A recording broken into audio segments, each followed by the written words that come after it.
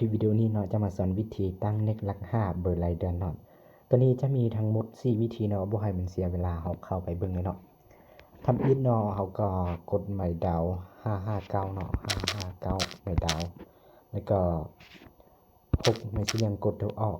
ตัวนี้เนาะเงินที่เฮาจะได้สมัครเนาะก็อยู่ที่ 5,000 กีบเนาะแล้วก็เงินที่เฮาจะได้มาก็อยู่ที่ 1,000 เมกะไบต์หรือว่า1กิกะไบต์เนาะใส่ได้2มื้อตัวนี้จะเป็นวิธีที่1เนาะ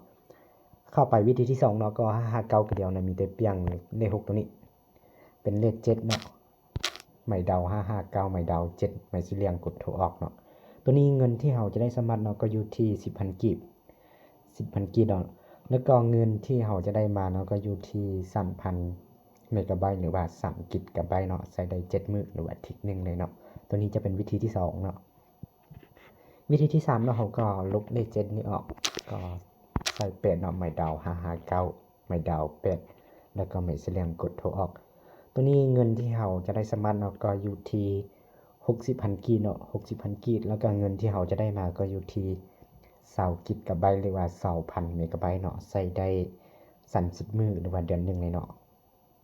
วิธีนี้จะเป็นวิธีที่3เนาะวิธีที่4เนาะ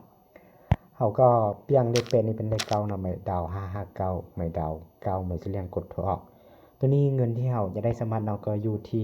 120,000 กีบแล้วก็เงินที่เฮาจะได้มาก็อยู่ที่55กิกะไบต์หรือว่า 55,000 เมกะไบต์เนาะใช้ได้30มื้อหรือว่าเดือนนึงเนาะตัวนี้จะเป็นวิธีที่4แล้วก็คลิปวิดีโอสั้นๆนี้จะเป็นคลิปวิดีโอมาสอนวิธีตั้งเน็ตหลัก5เบอร์รายเดือนเนาะ